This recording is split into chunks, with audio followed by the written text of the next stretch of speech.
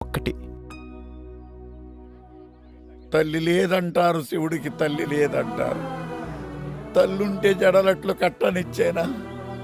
తల్లుంటే పులితోలు చుట్టనిచ్చేనా? తల్లుంటే విభూతి రాయనిచ్చేనా?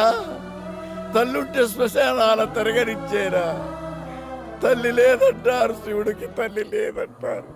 తల్లి లేని శివుడే అంతటి గరుడైతే తల్లున్న శివుడు ఇంకెంతటి గరుడవును?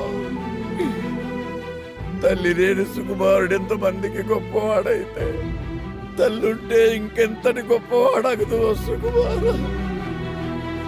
పద నాన్న, బయలుదేరు. ఉంటాను.